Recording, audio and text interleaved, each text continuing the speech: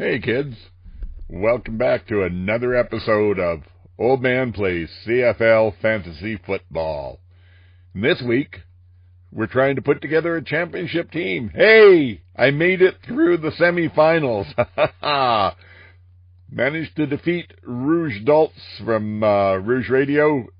I had 93.9, he had 90.1. It was a low-scoring week. I think the top score for the week was 113.7. And that was from CFCAdam, who managed to beat Greg on Sports, so he's in the final too. Now that's, I believe, Adam Stewart from the Canadian Football Countdown. He's the league commissioner, and he's in the final. So, I got my whining ready. If I lose, it was fixed. If I win, it's all perfectly above board. Just kidding, of course. Wouldn't go quite that orange. And there is something on the line with the championship. $350 to go to the charity of our choice.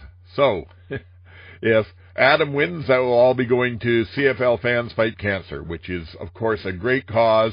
Lots of stuff going on with CFL Fans Fight Cancer as we get down to Grey Cup week. Look for ways that you can maybe get involved and take part. If you're going out to Grey Cup, they've got festivities going on there, silent auctions, things like that.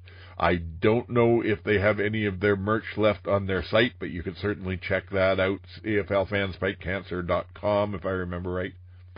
So that's where his is going. Mine, a little more personal. A year and a half back, the goddess and I unfortunately lost one of our grandchildren, a son named River Hyde, who was born with some issues and unfortunately passed early. So if I manage to win this, we'll be donating it in River's name to the Okanagan and Similkameen Neurological Society Child and Youth Development Center. So, off to a good cause. Let's hope we win it. So it's exciting. Wish me luck going ahead with what's there. And let's take a look at what we've got coming up, how I'm going to put together a team for this. So, let's start with looking at the games for this week. Going to be some tough ones because a lot of teams have nothing to play for, and it's hard to tell what you're going to get out of that. But we'll start with Saskatchewan at Winnipeg. Now, Saskatchewan is playing basically their backups right across the board pretty much. Will they be able to play well enough to beat a Winnipeg team that's up and down? I honestly don't know. I think Winnipeg should take this one. But who do you take from Winnipeg? I certainly don't trust Zach. Again, definitely not against the Saskatchewan defense. The only one who I would consider is Brady, but Sask has a good running defense, and then Dembski, and he's out. So, I don't know. You could go with, I guess, Wilson or perhaps Wheatfall or Stearns. They may all get you some points, but I don't feel good about it. And on the Saskatchewan side, with most of the big-name players being out, I think I'm going to give it a miss. However, they are starting Mario Anderson, 2.5K running back in a starting position. I think I may take a chance there. Going on to the next game, Edmonton at BC. This is where the fantasy matchup is. You've got a lot going on. With Edmonton, you've got Cody, who's looking very good and putting up some good fantasy numbers. He's got a chance to score some touchdowns on his own, so you don't know there. Could be helpful. Got the darling of the league right now, Justin Rankin, who's looking very good. And you could go with, well, I guess Keon Julian Grant is playing reasonably well for them. I don't feel great about that, but a good low-price option might be Hilaire, who's come on in the last few games. He's not, well, so far he's not getting touchdowns and huge things, but he's probably good for 7 or 8 points in the game, and that's going to be worth it because I'm imagining he's somewhere around 2.5. Now, on the other side, BC, Nathan, he's been the darling of the fantasy, so you pretty much have to go that way. You could look at Butler. He's a good running back too, but very expensive. They've also got Horvath, who has come on in the last while, and if they do what they've done in the past few games, he may get in the second half, and who knows, break off a couple of long runs, maybe even get another touchdown. So I'm thinking of going that way. And then the wide receivers, McInnes apparently pulled up a little bit of a hamstring in the last practice and took the second half off. Now, they said he's going to be good to go But I think I've got to watch that closely coming up to game time tonight and see, do they say, is he in or out? If he's out, there are others that I can put in there.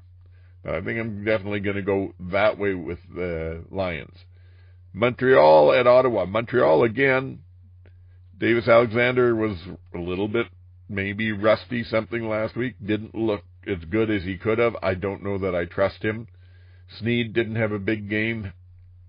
Philpott didn't have a big game. Stevie Scott III is running back at, I think, about $5,000, but I think you can do better on a lower-priced running back there. So I'm kind of staying away from this one as well. And same thing on the Ottawa side. Unless you want to go with Tyree Adams and go cheap on quarterback and then go for expensive players as much as you can elsewhere, that's an option. But other than that, I don't see too many there that I'm looking at. And on the Toronto-Calgary game, well, who knows what will happen here. Calgary should win this. They're at home. They need it. Toronto doesn't. But Toronto and Calgary are always a weird matchup, and I just don't know what to think. So I would say your safe ones with Toronto are probably Brissett and Mattel. You could take a flyer on Herslow. If he gets a few big plays, then that's great, but he's boom or bust, so I'm avoiding that. And on the Calgary side, again, will you get the VA that we saw last week and early in the season, or will you get the bad VA? And even the great VA isn't that good at fantasy points. So I'm staying away from there. And again, Mills maybe as a running back. He does fairly well, and he'll probably get a lot of work in this game, although Toronto is middle of the pack against the running game, so I wouldn't count on too much there. And then maybe Philpott, but again, when VA's on, he's throwing it all over the board, so it's hard to say. Helpful, aren't I? That's about the best that I think I've got to say on all that. Let's fire up the pick'em on the old computer here, see if we can put together a championship team. Okay, now let's get this party started.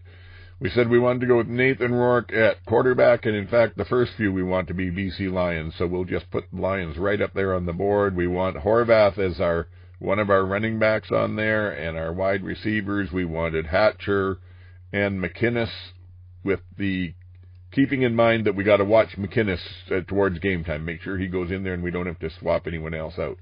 So the other running back, we said Saskatchewan had a 2.5 running back in with Mario Anderson. We're going to go with him. We're going to then look for our defense, and as usual, we'll take the cheapest one, at least for now. That's Ottawa. That leaves, 15.5, so we can put anyone we want in our flex position. And let's see, who do we end up here at the top of the board? Justin Rankin, $15,000, projected at 18.9 points. I don't know about that, but I've got Hatcher. Lawler's not in. Working my way down the board. I don't know that there's anybody I like better than Rankin. So, yeah, let's do that. So there he is. Rankin's in there. We're going to make Nathan the captain. Man, that was quick and easy this week. Let's hope that it works out for the game. Ha-ha. Locking them in. We're done. Okay, well, that's it, kids. That's my run at the championship. My picks come with the usual caveat. If you choose to use them, do so at your peril. Ha-ha. Who knows where we'll go from here. Hopefully it's to a championship and some money for the OSNS Child and Youth Development Center. That would be wonderful. Please, before you go, take a moment to hit the subscribe button, whether it's YouTube or podcast. That all helps. I know I don't do it either, but please, it only takes a second. That's the biggest way to help. Also, while you're there, maybe, leave a comment if you're at all inspired, a rating, a review, anything like that for the podcast, anything to help. Lord knows we can use the help here. So, thank you. Hope you have a great weekend of fantasy football. I hope we all see a great weekend of CFL and circumstances that look like they could lead to maybe not the best games. So we'll have to see. I guess we'll talk more about that next week, and I'll fill you in on how the championship went. Till then, Old Man, signing off.